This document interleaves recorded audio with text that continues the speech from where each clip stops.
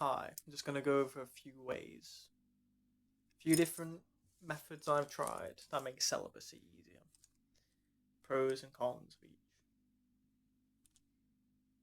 Now, one thing I've done before is consuming too much testosterone. Uh, like, there's a lot of bodybuilders out there who they take like testosterone powders and they actually end up consuming too much testosterone. So they lose their libido, they get erectile dysfunction, a natural form of celibacy. I kind of did this, but in a more natural way. I cut out all estrogen producing foods. So I wasn't consuming sage, I wasn't consuming soy. Those were the main things. No dairy, nothing like that. No female animals. I don't eat animals anyway. Whether you're eating a female, like if you're eating a chicken, um, there's going to be natural estrogen in that, opposed to eating a rooster or whatever else. Um, yeah, so I was just consuming like garlic, like tons of garlic, onions, um, cacao powder, which is chocolate, has a lot of that boosty testosterone. You have a quick search. I was eating testosterone only foods, a lot of cayenne spices, different things boosting the testosterone. But what I found with this was my hair was thinning. So if you consume, that's why a lot of bodybuilders go bald because of too much testosterone. I was working my legs out every day. I was going to the gym every day. I was doing cold showers. I was getting into the cold river in the middle winter at the time. All these things boost testosterone. Yeah. So I did that for roughly 8 months, maybe more. And that's the cons, obviously. Loss of hair. Now, the other way is because I find if your diet is not in order, then it actually makes it a lot harder to be celibate. The another pro of the testosterone only thing was it just no libido whatsoever. Absolutely killed it. And like I mentioned before, I don't eat animals anyway. But it wasn't to do with that because I've been vegan for like 10 years, and I've always had a very high libido, always extremely high. I mean, there's a herb called horny goat's weed, and another name for it is the yin and yang weed because it balances your hormones in the body, the testosterone to the estrogen. You need estrogen as well as testosterone for libido. Now, the opposite to another method is in Ayurvedic medicine, which is Indian medicine.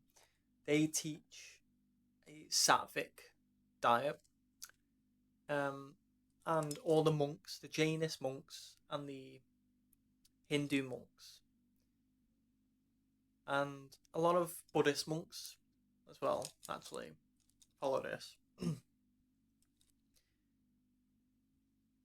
sattvic diet is they don't consume. It's almost the opposite in a way because they don't consume garlic. Garlic releases allicin. It also boosts the testosterone a lot. But I actually wouldn't say that's the reason why they cut it out. So they cut out garlic, they cut out onion, they cut out meats, all animals actually, meats and fish. They cut out eggs. They don't cut out dairy. They um they say to consume raw dairy instead of pasteurized dairy, which you can't get in this country anymore. Um, Personally, I disagree with that because it's breast milk. Like a lot of Hindus have high levels of diabetes because of dairy. I don't think we're supposed to be consuming it because of the studies. Like if you look at nutritionfacts.org, pcrm.org, and many other studies. But saying this, with the sattvic diet, when I've mentioned this to some people on the no fat journey naturally assume it's because it boosts estrogen or because it lowers testosterone. But on the sattvic diet, they class ginger as sattvic, and ginger does boost the testosterone.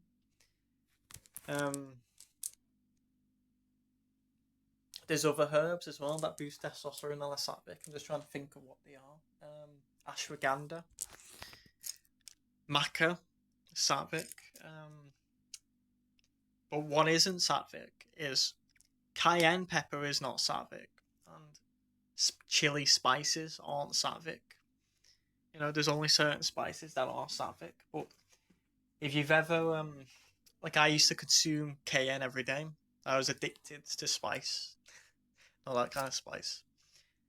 But it really, really drives up your testosterone. It sends the blood all around the body. It heals, it's very healing. It sends the blood where it needs to go. But also because it's sending it everywhere, in a sense. Yeah, it does make you hornier. And saying that alcohol is not sattvic and coffee is not sattvic. And technically, chocolate, any kind of chocolate isn't sattvic either. But I do consume chocolate. I don't find it personally I don't find it makes me hornier, you know. But oh yeah, what I was saying is what I noticed with the sattvic diet. It's like coffee is a poison. There's lots of different toxins in coffee. Although there's some benefits to coffee, there's a lot of like they're bad for your kidneys. Coffee, and it's interesting because coffee and alcohol, if you notice when you drink it, it does increase lust a lot. You know, so it's like whatever is poisonous to the body. In with some things, it seems things that are poisonous to the body seem to increase lust. So again, with I think with meats and fish and eggs, because we're quite a herbivorous creature. We're only meant to procreate when our life is in order. Really, it doesn't make sense to procreate when our life isn't in order, unless civilization is in like a mass trauma, you know, which I think it is. Because humanity's lost a lot of its spiritual connection.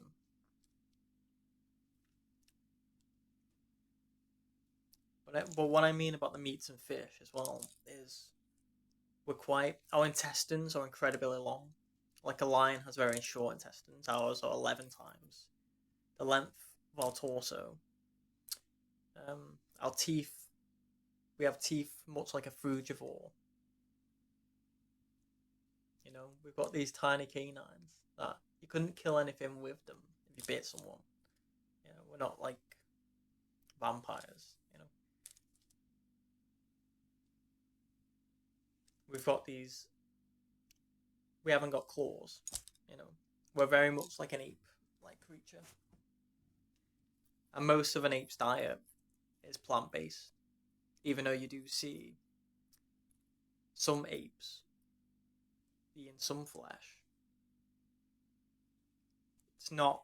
It's nothing in comparison to the rest of the diet. You see what I'm saying? And we're intelligent beings. We're philosophical. You know, the father of medicine, Hippocrates, he preached animal rights, but we ignore that today. Indian medicine, Ayurvedic medicine, preaches a plant-based diet. Then you have much studies like the Blue Zone diet, which shows that the more plant-based a civilization eats, the healthier the culture is, like the Japanese cultures, the Asian cultures, the vegetarians of the Seventh Day Adventist culture in America. Some heavy rain. Anyway, back to the point. Yeah, with the Sattvic diet, it reduces the lust. It doesn't get rid of it. The only thing that got rid of it completely for me was the high testosterone lifestyle diet. But your hair does fall out. So clearly, it's not healthy. It's not healthy. If it were, you'd have a head full of hair. You know, we have these hormones. It's completely natural. But I think it makes it clear we're meant to live a spiritual lifestyle, and it's connected with living a healthy lifestyle, like a lifestyle of good food, occasionally fasting, exercise, work in the mind, meditation, and trying to eat organic as well. Organic, the more organic food is, the more sattvic it is as well.